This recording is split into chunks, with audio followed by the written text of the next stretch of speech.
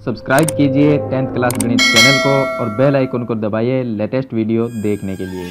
Hello students, चलिए आज हम शुरू करते हैं कक्षा 10 गणित की प्रश्नावली 1.3 का उदाहरण नंबर 10 और उदाहरण नंबर 11, जो कि प्रश्नावली 1.3 से पहले दिया गया है।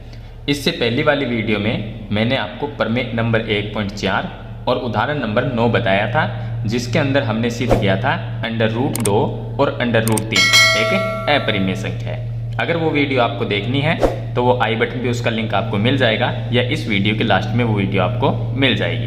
तो चलिए हम शुरू करते हैं उदाहरण नंबर 10। तो वीडियो को लाइक कर दीजिए और चैनल को सब्सक्राइब कर लीजिए ताकि इसी प्रकार की वीडियो आगे भी आपको मिलती रहे।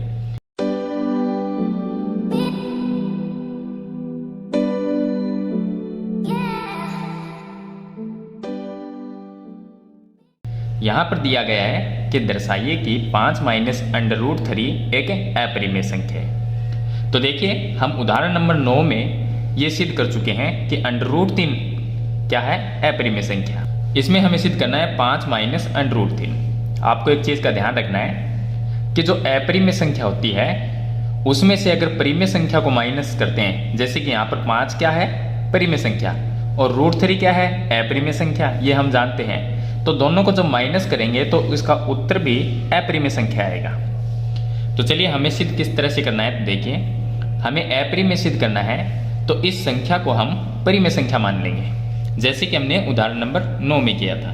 तो हम लिखेंगे 5 - √3 एक परिमेय संख्या है,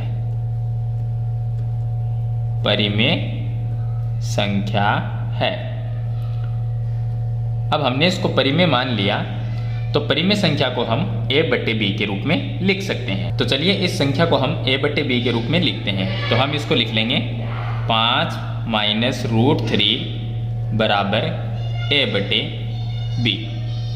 a/b यहाँ पर क्या है, तो हम लिखेंगे कि जहाँ a और b दोनों क्या है, सह अभाज्य संख्या। a और b सह अभाज्य संख्या है और b जो है इसका मान 0 नहीं होना चाहिए, तो b का मान 0 नहीं है, ये हमें यहाँ पर लिखना है। अब हम क्या करेंगे कि जो 5 है इसको इस साइड में लेके आएंगे, यहाँ पर अंडर वाली संख्या को छोड़ना है, उसके अलावा जो भी संख्या है गुणा भाग में या माइनस में या प्लस में उसको दूसरी साइड में लेके आएंगे a/b की तरफ। तो हम क्या करेंगे कि 5 को अपनी जगह रखेंगे और a/b है इसको हम इस साइड में लेके आएंगे, तो माइनस में क्या हो गया, a/b, और -√3 है इसको इस साइड में लेके आएंगे तो प्लस में √3 हो गया। हम इस तरह से भी कर सकते हैं कि 5 को इस साइड में भी लेके आ सकते हैं, एक ही बात है। तो चलिए अब यहाँ पर देखा जाए तो a/b क्या है, एक परिमेय संख्या, क्योंकि परिमेय संख्या को हम a/b के रूप में लिख सकते हैं, और 5 भी क्या है, एक परिमेय संख्या। तो परिमेय संख्या में से परिमेय संख्या जब माइनस होती है तो उत्तर भी परिमेय आता है। तो यहाँ पर हम इसको पूरी को लिखेंगे कि ये जो संख्या है यहाँ पर 5 - a/b ये क्या है, एक परिमेय संख्या। तो हम लिखेंगे यहाँ 5 - a/b एक परिमेय संख्या है, परिमेय संख्या है। और हम जानते हैं कि √3 क्या है, एक अपरिमेय संख्या। तो यहाँ पर हम लिख सकते हैं, हम जानते हैं कि √3 एक अपरिमेय संख्या है, एक अपरिमेय संख्या है। तो हम जानते हैं कि ये जो संख्या है वो अपरिमेय है और इधर वाली संख्या परिमेय है, तो दोनों संख्या कभी बराबर नहीं हो सकती। तो हम क्या लिखेंगे कि हमें विरोधाभास प्राप्त होता है, हमें विरोधाभास प्राप्त होता है।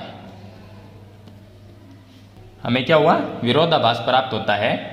तो हम नीचे लिख देंगे कि 5 - √3 जो हमें दिया गया था, 5 - √3 5 - √3 एक अपरिमेय संख्या है, अपरिमेय संख्या है।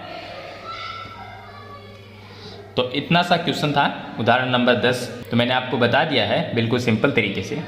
चलिए इसके बाद में हम सिद्ध करते हैं उदाहरण नंबर 11। चलिए अब देखिए उदाहरण नंबर 11 सरल करते हैं। इसमें हमें दिया गया है कि 3√2 एक अपरिमेय संख्या सिद्ध करनी है। तो इस संख्या को हम परिमेय मान लेंगे। हम क्या लिखेंगे कि माना 3√2 एक परिमेय संख्या है, परिमेय संख्या है। और परिमेय संख्या को a/b के रूप में लिख सकते हैं। तो हम लिखेंगे 3√2 बराबर a/b, जहाँ पर a और b क्या है, पूर्णांक है और सहअभाज्य संख्या है और b का मान 0 नहीं है। तो हम लिख देंगे कि a और b सहअभाज्य संख्या है, सहअभाज्य संख्या है जहाँ पर b का मान 0 नहीं है। चलिए तीसरे स्टेप में क्या करना है, पहले हम परिमेय मानेंगे, दूसरे में a/b के बराबर करेंगे और तीसरे स्टेप में हम क्या करेंगे, अंडर रूट वाली संख्या को छोड़ना है, दूसरी जो संख्या उसको इस साइड में लेके आ जाएंगे। तो ये गुणा में है, भाग में आ जाएगी। तो ये हो गया √2 बराबर, ये देखिए 3 गुणा में है तो भाग में आएगा, तो क्या होगा a/3b।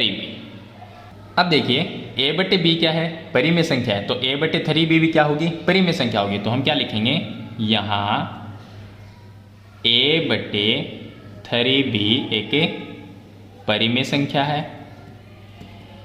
परिमेय संख्या है। अगर ये परिमेय संख्या है तो इसके जो बराबर में संख्या √2 है वो भी परिमेय होगी, क्योंकि बीच में बराबर का चिन्ह है तो दोनों साइड की चीज़ें बराबर होगी। तो ये परिमेय है तो ये भी परिमेय होगी। तो हम लिखेंगे तो √2 भी एक परिमेय संख्या है, परिमेय संख्या है। लेकिन हम ये जानते हैं कि √2 क्या है, अपरिमेय संख्या है, जो कि हमने प्रमेय 1.4 में सिद्ध किया था। तो हम क्या लिखेंगे, हम ये लिखेंगे इससे इस तथ्य का विरोधाभास प्राप्त होता है। तो हम लिखेंगे इससे इस कथन का विरोधाभास प्राप्त होता है, प्राप्त होता है कि √2 है वो अपरिमेय संख्या है। तो हम लिखते हैं कि √2 एक अपरिमेय संख्या है, अपरिमेय संख्या है।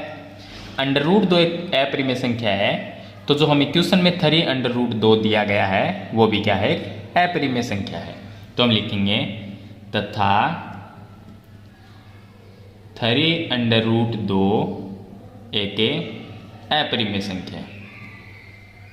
सॉरी, यहाँ पर आपको लिखना है, इसलिए 3√2 एक अपरिमेय संख्या है। तो इस तरह से आपको ये उदाहरण है, इसको सरल करना है। तो ये हो गया इसका उदाहरण नंबर 11। मैंने इस वीडियो में आपको 2 उदाहरण है वो बता दिए हैं। उम्मीद करता हूँ ये अच्छी तरह से आपको समझ में आ गए होंगे। फिर भी कोई प्रॉब्लम आती है तो मुझे कमेंट में ज़रूर लिखें। आज की वीडियो में इतना ही, मिलते हैं एक नई वीडियो के साथ, तब तक के लिए थैंक यू।